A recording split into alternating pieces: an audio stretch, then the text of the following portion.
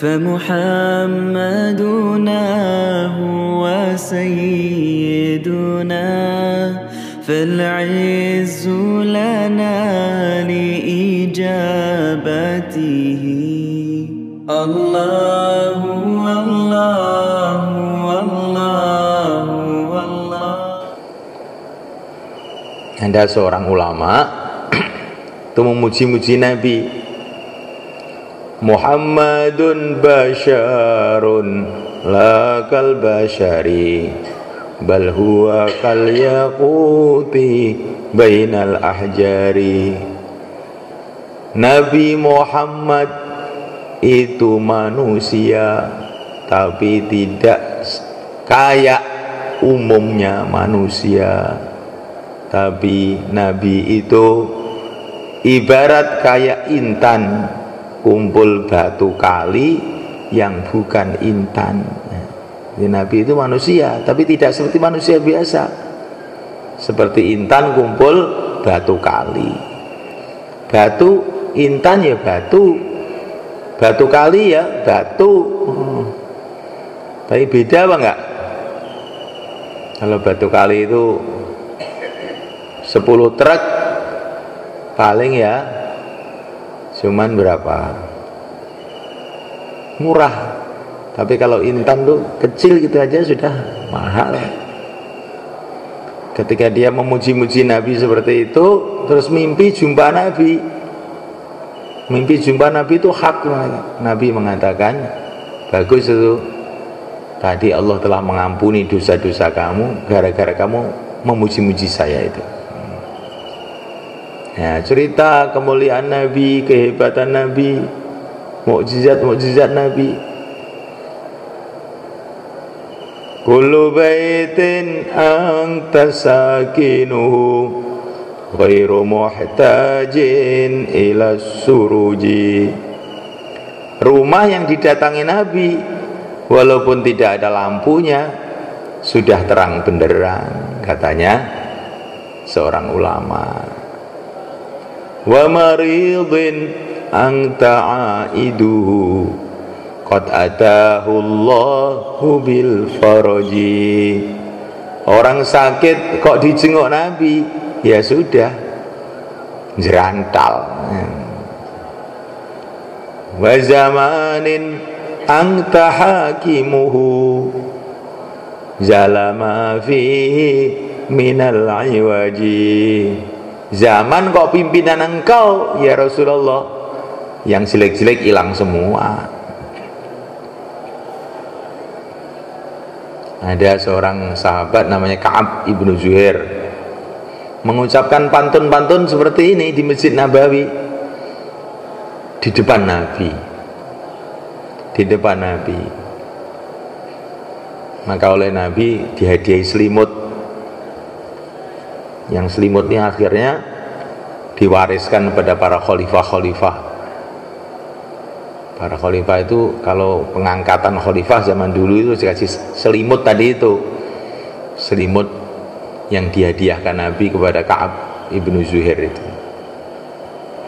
Jadi memuji-muji Nabi ini perkara yang penting mereka, supaya timbul kecintaan pada Nabi, ya. Penghormatan kepada Nabi, cinta kepada sunnah Nabi,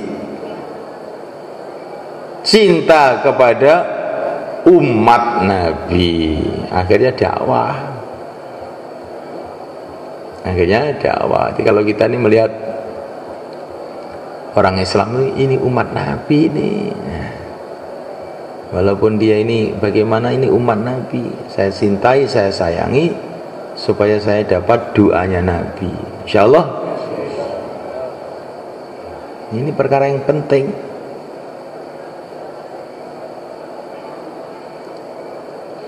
Sayyidina Umar bin Khattab radhiyallahu ta'ala mengatakan, kalau kamu punya amalan seperti gunung tapi tidak ada kecintaan pada Nabi, semua tertolak semua, tidak ada nilai di sisi Allah.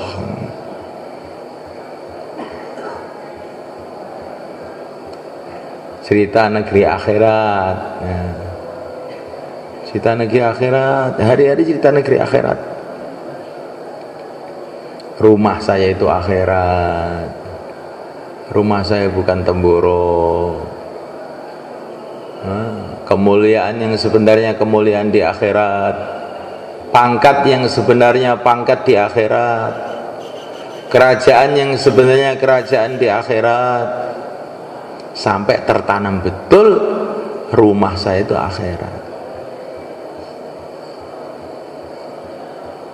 Bicara keagungan Allah, bicara kemuliaan Nabi, bicara akhirat. Rukun iman dibicarakan terus. Bicara takdir, segala sesuatu yang telah terjadi, yang sedang terjadi, yang akan terjadi, semua sudah ditakdir oleh Allah. Kamu jam sekian duduk di masjid terangkil ngantuk, itu sudah ada takdirnya itu. Sudah ada takdirnya. Nanti pulang tengah jalan mati juga sudah ada takdirnya.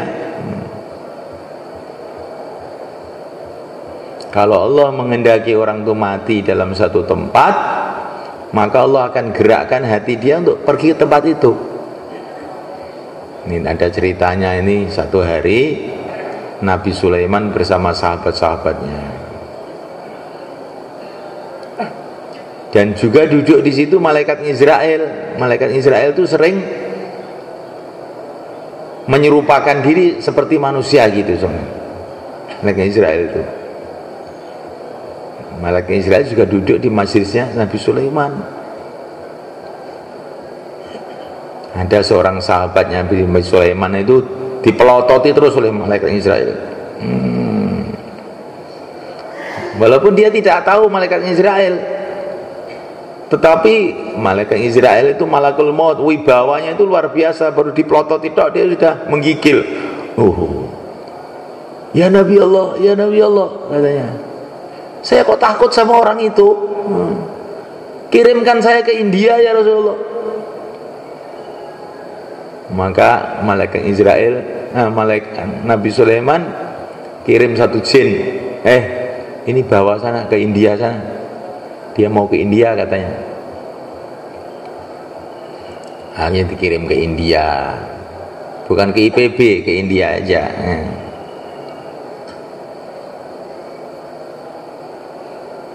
Nabi Sulaiman itu katanya, sebagian ahli sejarah dulu sering ke Jawa loh, kan?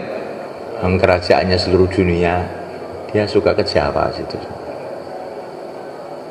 ke India, semua negara-negara di dunia ini dulu dalam kekuasaan Nabi Sulaiman semua.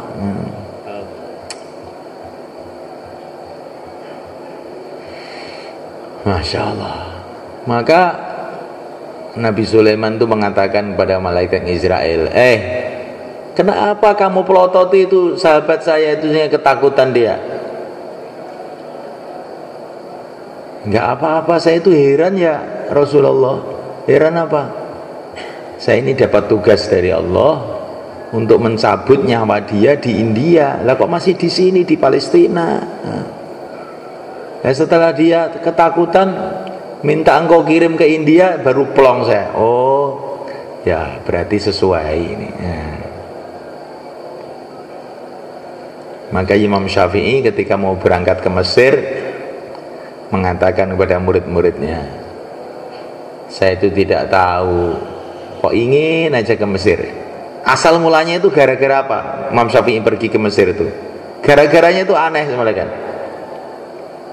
Hanya mau cari tebu. Tahu tebu? Imam Syafi'i itu suka makan tebu. Dan tebu itu banyaknya di Mesir. Saya kok ingin ke Mesir ya, nanti ngajar agama di sana sambil banyak tebu di sana. Kan aneh tuh ini. Tapi ketika berangkat tuh Imam Syafi'i itu terasa, saya itu pergi ke Mesir untuk cari tebu. Maka beliau ngomong sama murid-muridnya, saya tidak tahu saya ini berangkat ke Mesir atau berangkat ke kubur saya. Kok saya ini kok ingin aja ke sana, itu kok aneh, yang biasanya itu nggak ingin. Ternyata sampai ke sana terus meninggal di sana. Kuburannya di Mesir sana. Makanya kalau kamu ingin waktu khidmat markas kok mau ingin pulang aja, mungkin ditunggu Israel di rumah sana. Mungkin juga ditunggu istrinya. Jadi orang itu kalau punya keinginan yang aneh-aneh, itu hati-hati itu. Kadang-kadang itu seperti sahabatnya Nabi Sulaiman, tahu-tahu ingin ke India. Ternyata itu bukan ke India, mau cari kuburannya di sana. Maka semalakan Allah kita bicara negeri akhirat, sampai kecintaan kepada dunia ini berkurang, bahkan bisa hilang. Semua manusia ini hatinya itu tawajuh kepada akhirat. Dia ditawari dunia ini gratis pun dia nggak mau. Betul man. Kecuali kalau dunia itu untuk agama. Ya untuk apa mau mati aja dikasih macam-macam. Dunia ini cuma perjalanan. Sekarang kamu itu mau perjalanan ke Jakarta, dikasih bekal nasi bungkus, cukupnya berapa ke Jakarta? 2 bungkus cukup. Terus kamu dikasih nasi bungkus 1 truk mamanya. Kamu susah apa gembira?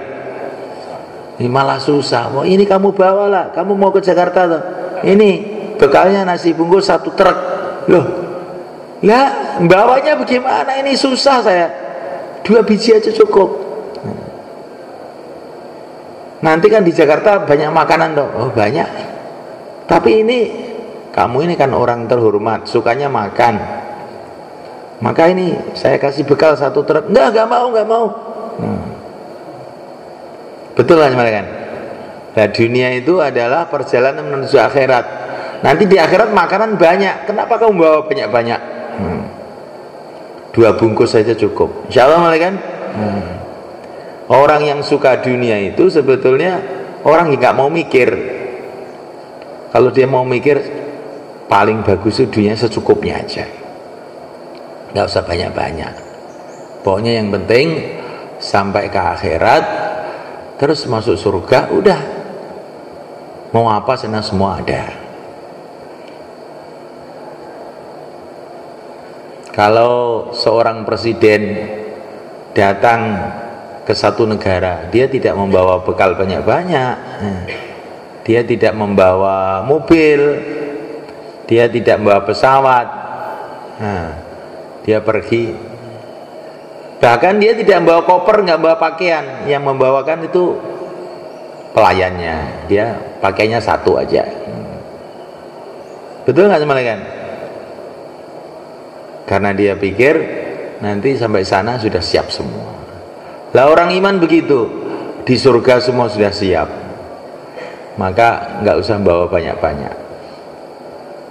Insya Allah ini dibicarakan terus semuanya kan, sampai tertanam. Karena orang itu kalau ada hubbudun ya, kecintaan kepada dunia tertanam dalam hati, dia nggak akan bisa amal agama dengan benar. Dia akan senantiasa kebingungan. Dia bingung. Kalau miskin bingung bagaimana jadi kaya, kalau kaya bingung bagaimana mempertahankan kekayaannya, ngerti-ngerti sudah mati.